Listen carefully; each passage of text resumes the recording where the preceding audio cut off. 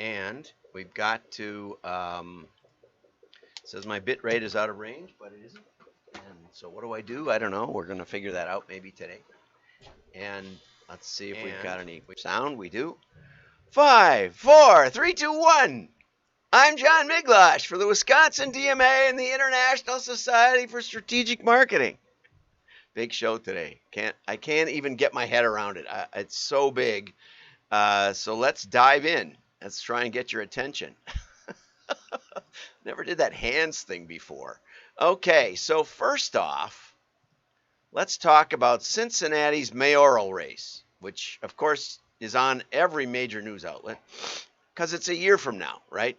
But they're just starting to do TV advertising, and Howard Wilkinson from WVXU.org, whatever that is, says it's stupid. It's a waste of money. At best, it's doing nothing, but at most, it's a waste of money. And why is that? Well, part of it's because no, we're not gonna answer. My daughter is calling me about her furnace, but I can't talk to her now. She knows that. So anyway, Cincinnati. If we bring up a map of Cincinnati, well, I don't have to bring up a map. The idea is that the surrounding area, the TV coverage, it's like all my life I've seen mayoral candidates for Milwaukee, and I can't vote for Milwaukee.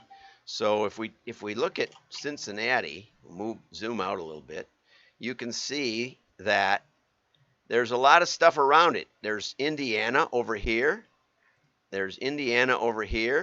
And there's Kentucky right there, and maybe even West Virginia gets the Cincinnati TV. I don't know, but it's a circle, and so there's just a lot of area that the TV will cover that you don't want, and so for that reason, it's not a great buy because you're paying for all of that. You're paying for places and things that you're not trying to reach if you're running for mayor.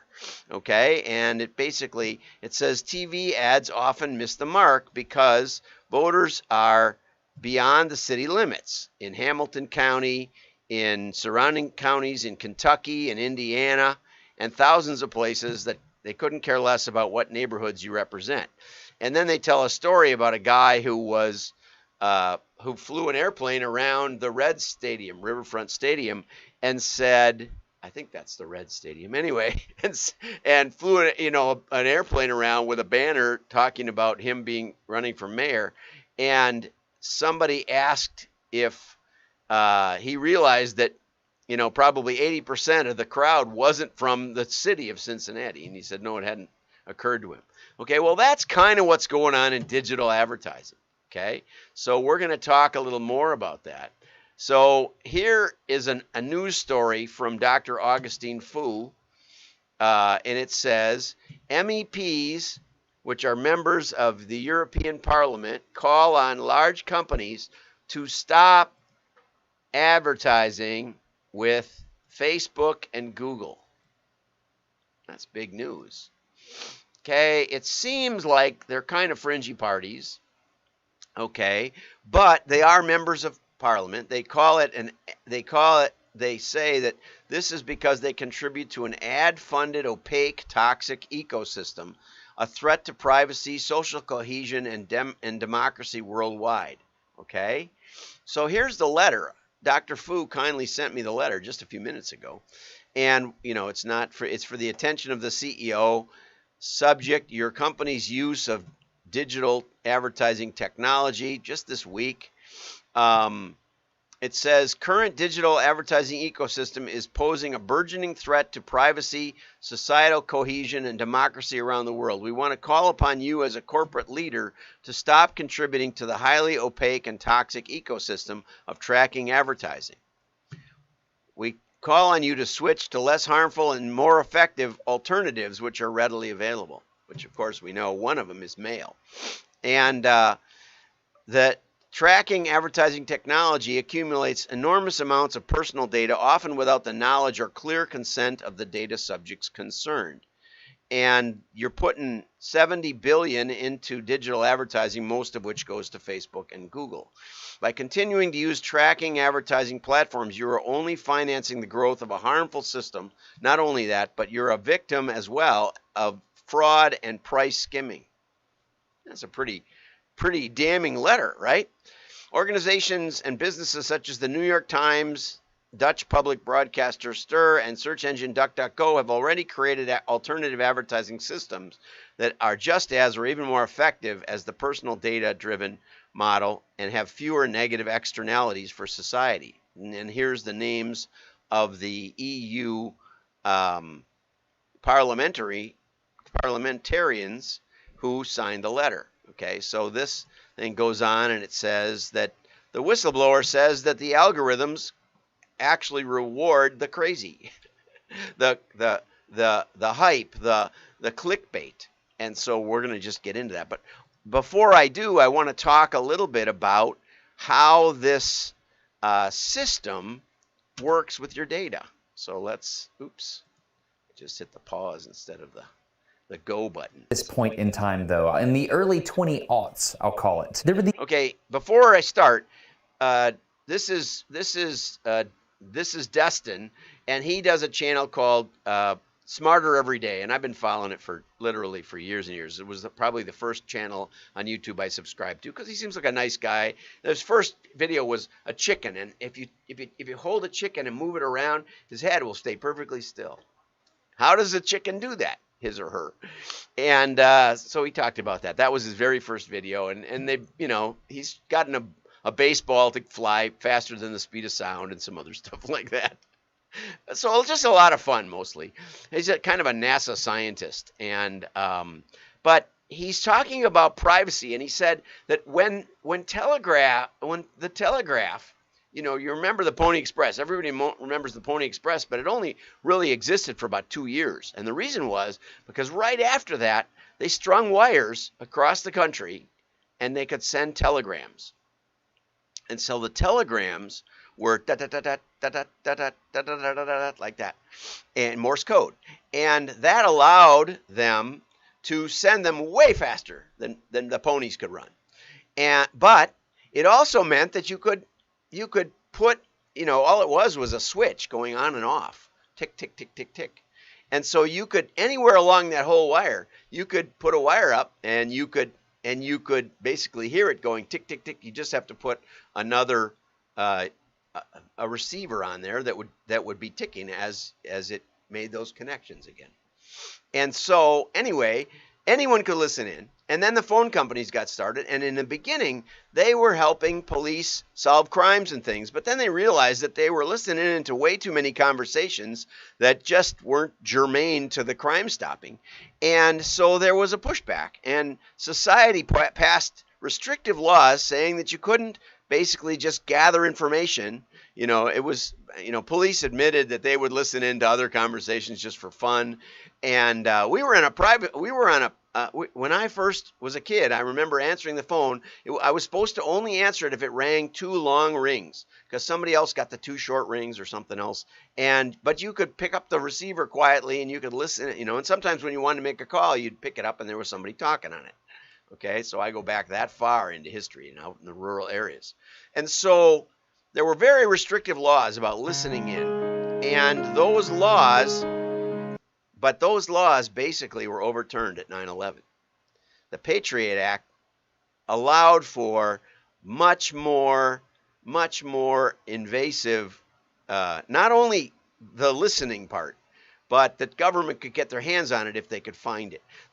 The courts ruled that if you had a server, if like your mail server was in your basement, government couldn't touch it.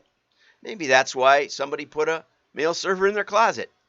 And it never did turn up, I guess. That is your property. But your property elsewhere, your property on Google, can be accessed by the government without your knowledge and without ever being told that they're doing it, because it's outside of your home is your castle. Okay, that's the way the laws are, and Destin is explaining that. But now he's at the point where he's talking about how much they get. These big internet companies and this new thing called social media. And these companies started This was developing 20 years ago. services that you could use, and the only thing they asked for in exchange is for you to put your data into the company. It was interesting. It was like the first time the internet became a self-propelled business. The engine that made this whole technology happen was user data. All we had to do was put our data in the system. That didn't matter to us. We weren't trying to hide anything. We could put it in the system, and all of a sudden we had access to all these new, really interesting capabilities, and it was fun. So this is where we found ourselves. We had this perfect storm of legislation passed to increase digital surveillance, and every big tech company everywhere trying to make money off of users' data. Fast forward 10 to 15 years later, and you get this. Gigantic data farms within driving distance of wherever you live. These things have been quietly popping up all around us, and you might not have noticed. I don't know what this specific location is for, but what I do know is that it's full of data. We put data in huge places like this every day. Okay, now we're on the other side of Huntsville in a sketchy Sprinter van, getting drone shots of the Facebook data center. This thing is absolutely massive. There are 2 buildings that are completed. There are 2 other buildings that are under construction. This is insane. If you're not paying for the product, Alabama. You are the product, and part. I don't pay for Facebook, WhatsApp, or Instagram. I don't know if you do. You are the product, and this is where they store that product. Some of the stuff that's stored in data centers like this, I'm frankly grateful for. This video, for example, I am grateful for the ability to distribute this to everyone for free. Some of the stuff that's in these buildings, I'm not cool with. How long I looked at a particular picture on Instagram, what my search history was, what the location of my phone was last night, where you slept, who slept there with you. It gets weird, doesn't it? It's more than that though, because I've got all my documents, like personal and business. I've got all my emails. It's all there. That's the treasure trove. It's all in one place. Is that smart? So if you're like me, you might be okay with your data being stored in a facility like this as long as it was kept private. Okay, so then he goes on to describe a way to encrypt your data that they're working on that'll work across the internet. I didn't understand that. I didn't sign up for it. I might, but I'll put a link to this in the show notes stuff. But let's get back to the city of Cincinnati and say, what does that have to do with Google? Okay, and what does this have to do with the EU? You know, some days I wonder how I connect all the news up. But here's how it works, okay? In Cincinnati, it doesn't make sense to advertise on TV if you're running for mayor, because there's 3 states, there's 2 other states right nearby, and there's lots of counties, and the TV goes way beyond the city of Cincinnati's border. Okay, you want to spend your money wisely. You want to target the people in Cincinnati. Okay, now mail has always had that capability, right? Although be careful, because one time I did a mailing that I thought was to the people of Milwaukee, and I used the zip codes that Milwaukee is contained in, but they went considerably outside of the city of Milwaukee, and it was for cable. When cable was just emerging out of Milwaukee, and we got huge response because those people are like, oh, can I really get cable? You know, I've been waiting for this. And oh my gosh. And of course they couldn't, because the cable company only had to deal with Milwaukee. So anyway, you got to be a little careful. Lists are powerful things. But in the direct mail business, we spend a lot of time evaluating lists. That's probably the number one thing we do, okay? And, you know, I remember Paul Adamsbaum telling me about a dental list that he had rented. He said lists are for reading, or for mailing, not for reading, because a dentist who owned the company that wanted to use the list read through and found there was some serial dentist who was a serial killer. He was on the list. And there were other friends of his who were dead who were on the list, you know, but probably their office was still going. Probably somebody bought their practice. And so probably, and, you know, a dental office is kind of unique. It's not like, you know, not like my office. Anybody could be in here. And so probably the offer would still have validity to that occupant of the dental facility. Anyway, What we do, though, is we put in decoys. We put in names, special names that we know and that are a little bit weird. The address is a little manipulated, or the street address, but the postman knows who we are, and so the postman delivers them anyway. And we can then tell whether that mailing list has been delivered. We can also, people spend a lot of time, or they used to, tracking all this stuff. But I used to say, well, when the phone starts ringing, you know pretty much that the mail has hit. And that's true. And so that system of renting lists, and in the 80s, we were especially careful to only rent lists that were known direct mail buyers, because, as I said yesterday, half the people didn't even have credit cards, and half the people weren't comfortable sending a check through the mail or cash. But there's catalog companies today that still get 20% or better of their orders with checks through the mail. Okay, that's the way it is. So, but what we knew, that if you just mailed a neighborhood and you were trying to sell something that people could buy right away, I mean, it's not like a mayoral campaign. If we just mailed a neighborhood, only half those people would have any interest at all in buying through the mail, no matter what it was. Okay, now everybody buys remote somehow or other. And so given that, even our ability to use saturation mailings, neighborhoods, is improving. All that said, we spend a lot of time evaluating the list, okay, knowing when it got delivered. Now the U.S. Postal Service has something called informed visibility. So they can actually tell you when individual mail pieces are delivered and send you that data. Amazing. You probably didn't know that, right? That the Postal Service can tell the mailer when and it's a free service, when that mailing piece was delivered. So we have in mail, we have 100% assurance of delivery. And there's a physical house there, or a physical dwelling. And so we know that it's getting delivered to a real address. Now, what if you were advertising in the mail and somebody could create virtual households? Somebody could create virtual physical addresses. What if you were mailing to some place that the neighborhoods could multiply? And if I were unethical, I could sell you lists of dwellings that had nobody in them except AI bots that would go out and click on your website and would tell you that they were there and tell you that they were busy looking at your advertising, so that you could be assured that the advertising was delivered to the virtual dwellings. That's what's going on. Not only are we being spied on, but here, let's go over here.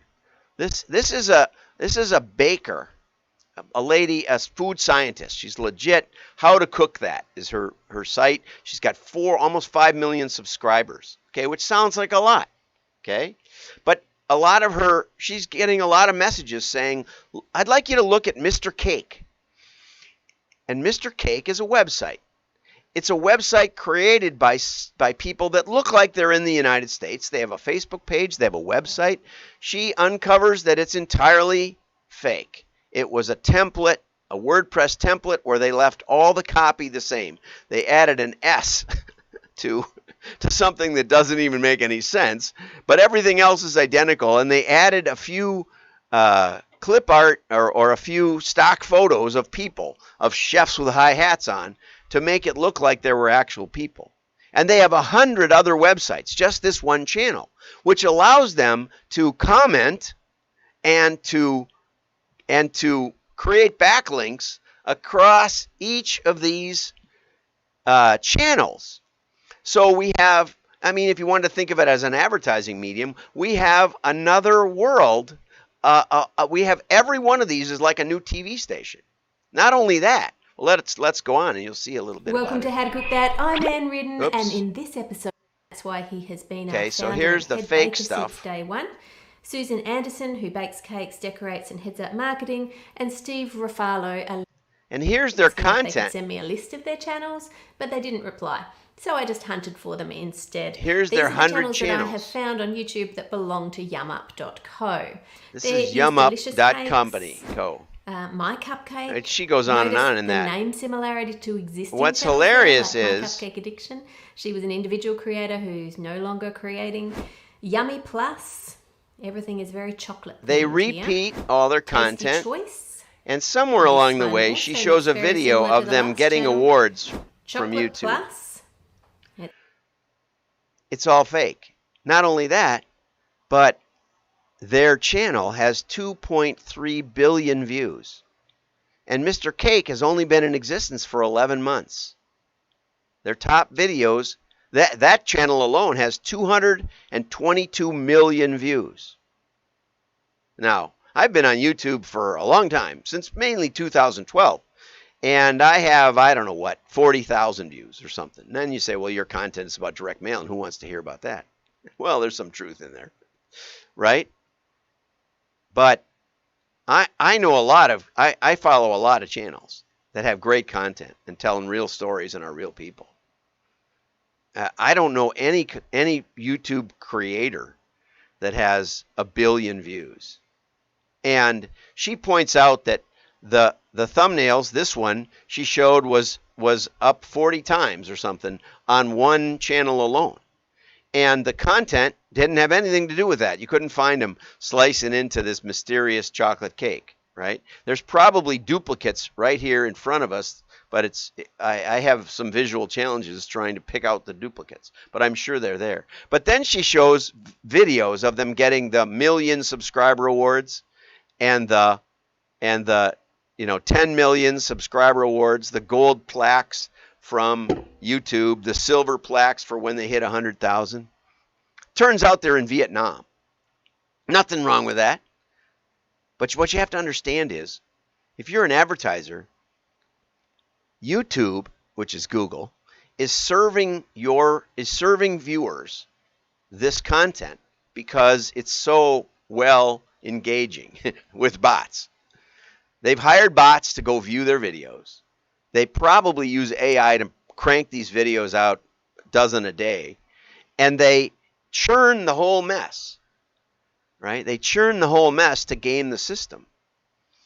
But, then you put up your ad, or Google puts your ad on YouTube, and you get 1 million views. It's like they're creating virtual households as they go. They have such a huge vested interest in allowing this to continue. I mean, YouTube says they don't give these awards out to just anybody.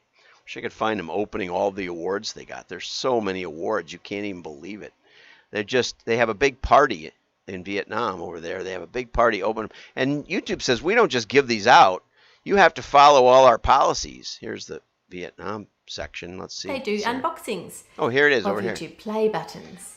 The Now, YouTube's the own YouTube website play says buttons. that They're they can't unboxing just send all of out the play awards buttons they got. to everyone who reaches the milestones. The milestones, if you don't know, is you get a silver play button at 100,000 subscribers, a gold play button at 1 million subscribers, and a diamond one at 10 million subscribers. Now, YouTube says they don't just send them to everyone who reaches the milestones, they only send it to recognized creators that are playing by the rules.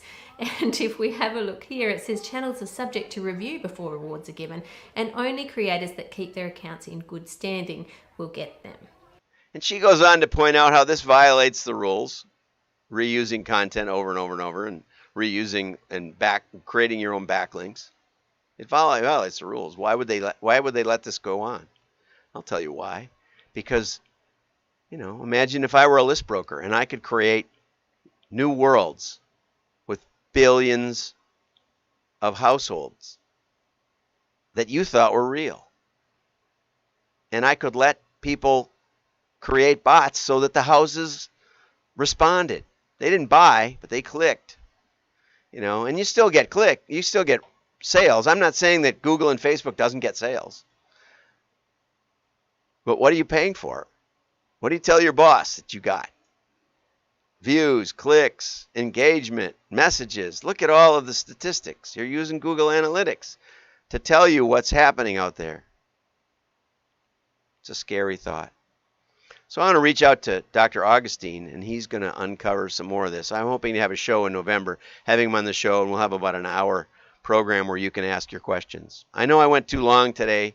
I didn't know how to get this across, but it is crucial that we understand and that we stop working with these platforms because they have all of your data, and they're not just using it for advertising.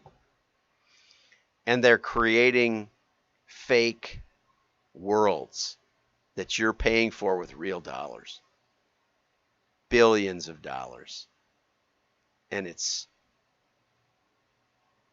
awesome. It's amazing. And it's fake. If you're a brand out there, let's talk about using mail.